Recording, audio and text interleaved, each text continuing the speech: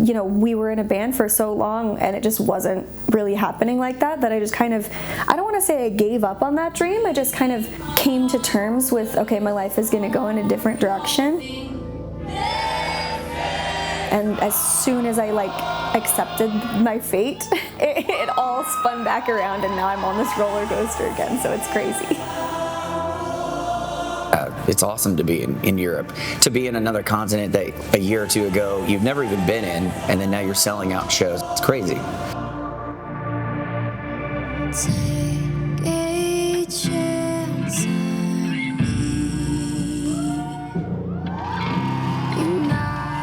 It was kind of crazy that we sold so many tickets last tour, and then it was, our imposter syndrome tells us, well, that can't happen again, that was just a fluke.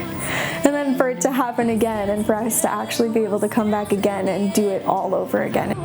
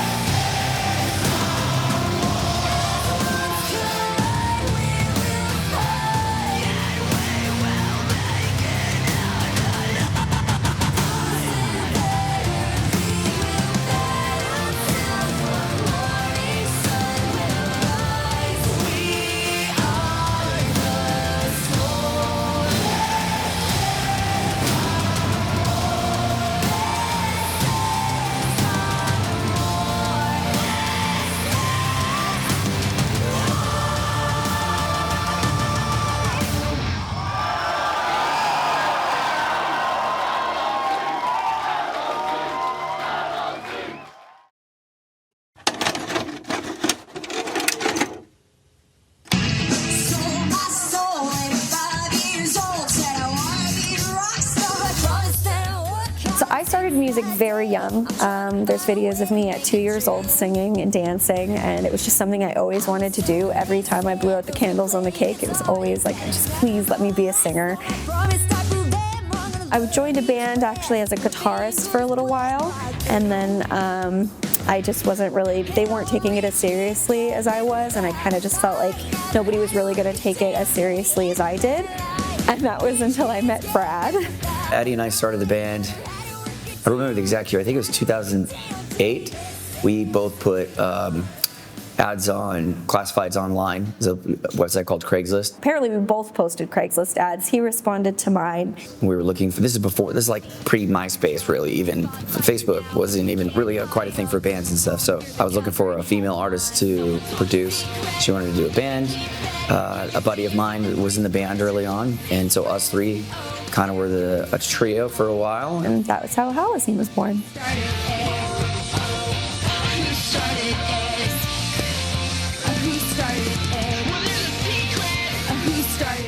I was so impressed with his production skills, and even more impressed with his business mindset and the fact that we both took it so incredibly seriously. So on tour I play guitar. At home I pretty much do all the music. In the studio I'm a producer, I'm our music video director and editor, and I wear a lot of hats. It's probably why this stuff is not all that great. But on tour I try to just be the guitar player, and I do a little bit of singing.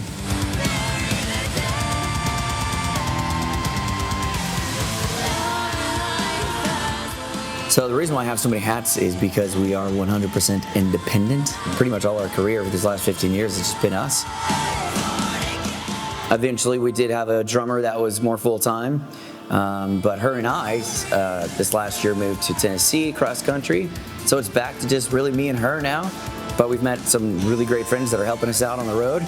Right now Quentin Fall's playing drums for us, and he's great. Lauren Babick is on tour with us. I was super excited because Halocene asked me to go last year, but I was so burnt out and I was just so tired, so I had to decline. So I was like praying they would ask me again, and they did, and I was like, yes, we get to go. I want to say it's the first night I had my own dressing room, and I feel so seen. She's a rock star. I'm a rock star. You're famous. I'm famous. Wow. I'm Quentin Kufal, and I am the performing drummer in the band Halocene. I feel pretty good. A little nervous, I would say, because it's the first day of tour. So there's a lot of kinks that have to be worked out, and a couple new songs in the set that I just want to go over. Pretty stoked, excited for the first show. We've only played Europe one other time, and it was amazing. And I hope that it lives up to the, the last tour when we came here. And if it does, even if it's half as good, I'll be pretty happy. 2 more minutes till showtime. Everyone ready? Yes. The fans in Europe have been so passionate. I think that's a good word to describe them. I think also because it's my first time here, there's just been this extra excitement and extra emotion that I've seen, at least from the stage to the fans and the crowd. And I usually see that with like my metal band, but on this tour in this context, we're playing more like pop, we're playing more rock.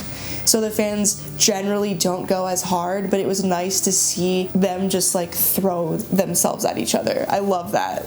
And then it's the most fun to play when people are, dude, when you see a mosh pit or a wall of death, we're not even that heavy. Like, how can you not get excited about that, It's things that I had never experienced before, so it really just drives me to like try to perform even more. And sometimes I end up blowing out my voice a little too fast because I get too hyped up. But All right, guys. Show 1 on our European 2023 tour. Show number 1. Show number Let's 1. go. We're gonna do Schnitzel on 3, guys and girls. Oh, yeah? Schnitzel on Yes. 3. Schnitzel on 3. 1, 2, 3, Schnitzel! Woo! Yo, holy shit! I keep on screaming.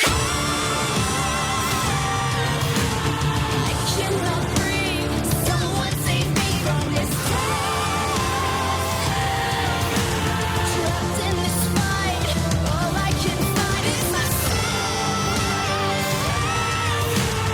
More in my mind. Demons come to life. And over time, demons come to life. Who save me when demons come to life? Save me when demons come to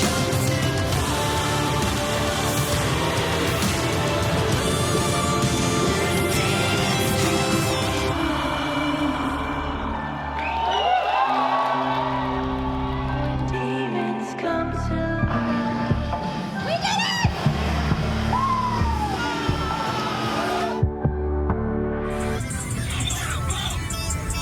like me and Lauren we both get very, very restless in the van. She gets a little crazy, stir crazy. Getting stripped and searched. Bend over, boys. Just get me over already. What I'm waiting for. Just get it over with. When the bus ride gets really long, Addie and I go insane. Like, we lose our minds.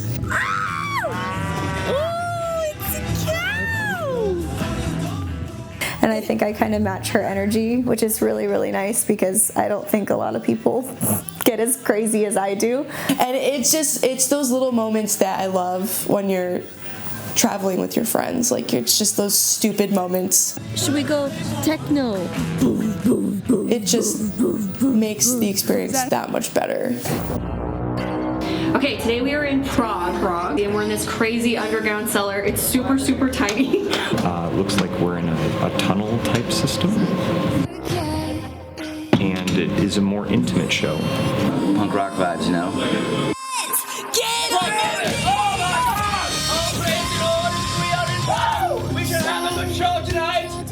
The inspiration for my music is to hopefully help others feel the way that I felt whenever I would listen to music. I felt very alone for most of my life. I was very much a loner. I didn't have any friends or anything like that, so my friends were basically the musicians that I looked up to, and the music that they made really got me through so many hard times. So when people come up to us at shows and say, like, this song literally saved me, that's what I do it for. Like, that is absolutely what I do it for.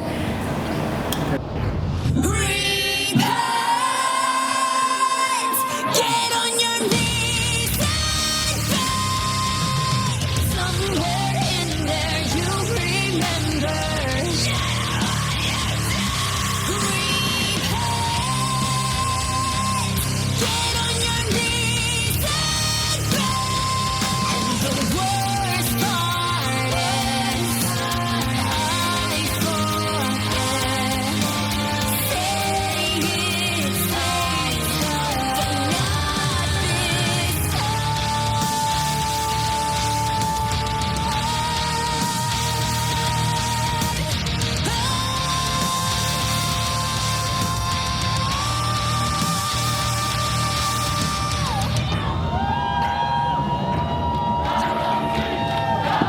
Tonight's show was awesome, but I kept getting distracted because my wireless, the battery on my wireless was going out. So I was just like holding on to dear life for the last 5 songs. The signal just kept getting weaker and weaker, so the notes were sustaining less and less. Yeah, I was in a lot of pain earlier today, a lot. So my back and nerves have been killing me. I have chronic back pain. I have rheumatoid osteoarthritis, and it wasn't a car accident. Like, I don't know, but it's about a year and a half ago now. It's just so tough, you know. It's like sitting on the airplane really aggravated it because that's a pretty long flight. It was like 11, 12 hours on the flight. Usually my body, like, you get kind of used to the touring and like after a few shows, the momentum, and also the jet lag doesn't help, you know. So it's kind of like some of it's mental, but it's tough. Being on tour is it's quite a grind.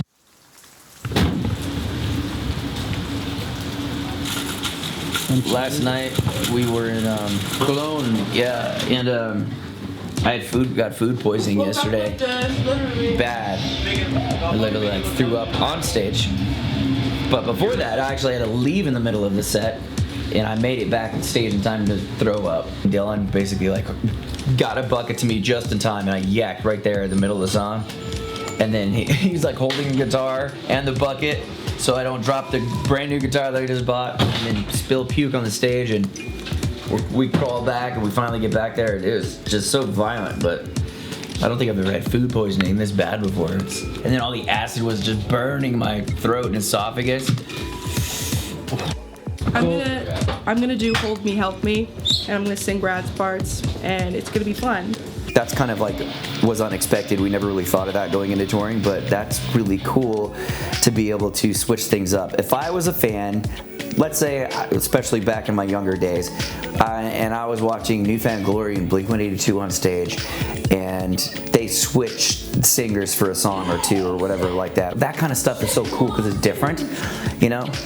In a way, I love these kinds of shows because the crowds get an experience that they wouldn't normally get, and you know, it's a give and take, and I think with every like bad thing that happens, you can make a good thing out of it. So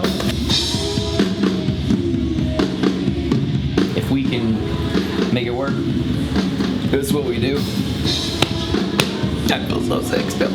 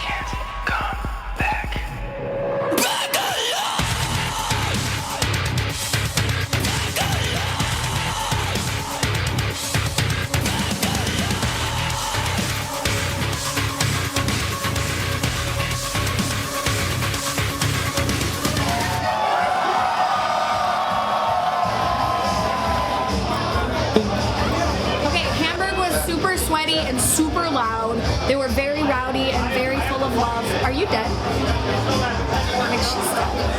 It was great. Lauren guessed that I would lose 3 by the end of the tour. We're 2 down. So we have 3? Yeah, you said 3.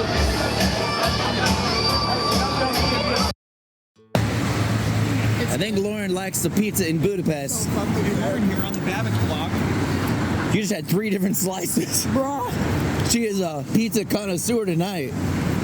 Oh fuck.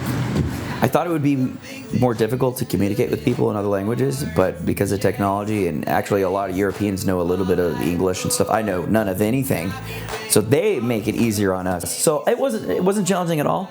Quentin, our drummer, needed to go to the bathroom, and he went downstairs and asked for the water closet because basically everywhere in Europe it's called a water closet. We're used to calling it a bathroom. So he was trying to be like, culturally appropriate, and he did not understand that in Italy, and he handed him a water bottle. And Quentin was so embarrassed that he just walked away. It was so funny. 1, 2, 3. More meet and greet! Meet and greet. Greet the meat.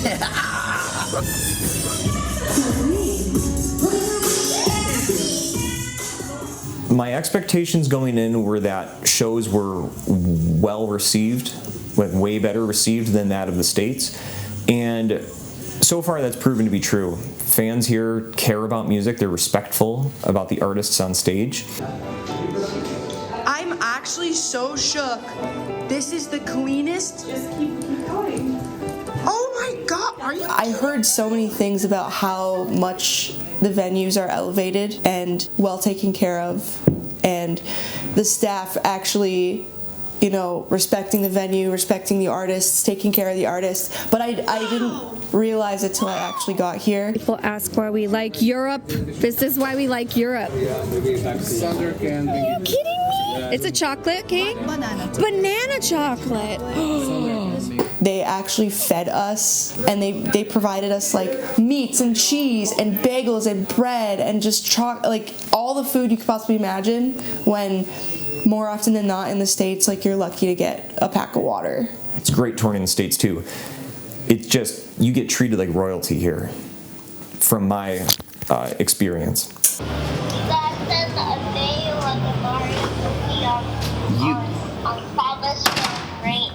You got it. And then I'll call you right when we're done, okay? So don't be upset. I'm gonna call you right back. Okay. I love you so much. We'll talk to you soon, okay? Never felt unsafe or anything like that. We're always in good hands. And we feel at home here, which is weird.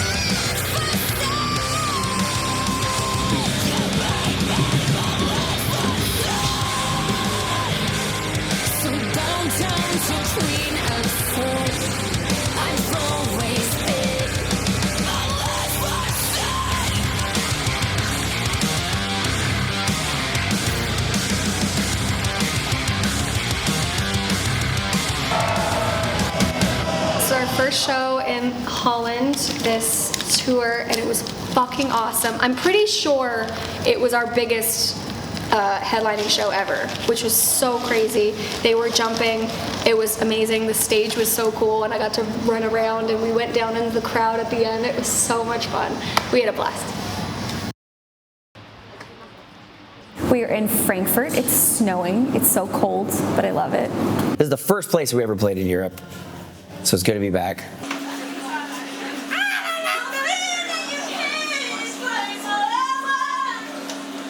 He's a translator, and the only one I recognize is in lingerie, so I'm going to try the lingerie setting. Hopefully it won't shrink, right? Because you don't want your lingerie to shrink. I showed up and I was like kind of anxious because first show is always crazy, but we've got it down now, so thankfully it's not our first show here today. I have been having to come to terms with not being able to take photos with every single person after the shows. There's been curfews at some of these venues, and they have to get all the people out, and you just can't take photos with 500 people. Like, it's just not feasible, which is something that, like, I never really expected to have to sacrifice. Like, it's a big deal for me. It's my favorite part, is to be able to talk to people and like have that human connection and kind of hear their story. I know music saved my life, and it's the reason why I do what I do. So when those people come up to me and say, you know, this got me through whatever hard time, like, that is the most gratifying and most motivating thing for us. In Glasgow, there was a man who made me a custom leather jacket, and it has stuff from Maleficent on it. It says Unholy. bubbly. That's probably the coolest present I've ever received. The Devil's Masquerade is just so cool. I'm obsessed. I wore it on stage yesterday. Like you're like, we're not writing for ourselves. We feel like almost like we have a bigger purpose because now we're writing for our fans and what they want rather than just ourselves. If I'm talking to the fans, I guess, I would have to just say thank you for being our record label, letting us basically pave our own way. It's been a long time coming. Thanks for blowing my mind again and again and again. Like, the fact that we can do this for a living is just unbelievable, and the fact that we can do it in a country that we don't even live in is even more unbelievable. It's just wild what you guys have done for us. We could not have done this literally. Like, we've democratized this band Halocene with you guys. You support us, you help crowdsource all the things that we do. You get us over here to Europe, across the world.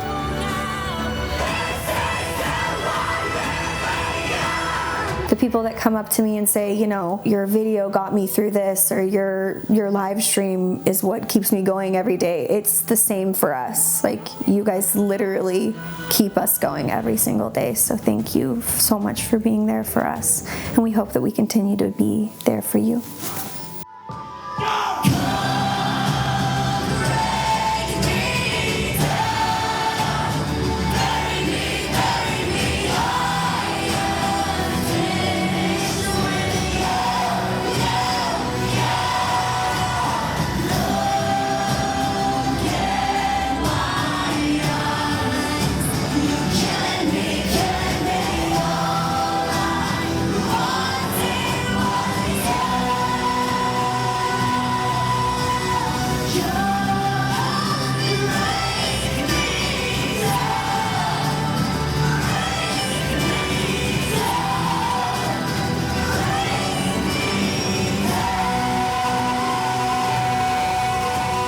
You guys have made our dreams come true, and hopefully we can keep delivering for you and you keep coming back.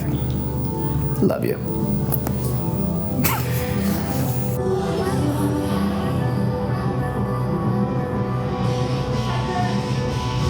We good, Booger? No. Okay. Lauren is having her first European McDonald's experience. She got beer. It's crazy. And then go like this, and you can toss it to me, and then I'll do the callback later in the show and toss it back to you. Is that a baguette in your pants, or are you just excited to see me? Excited.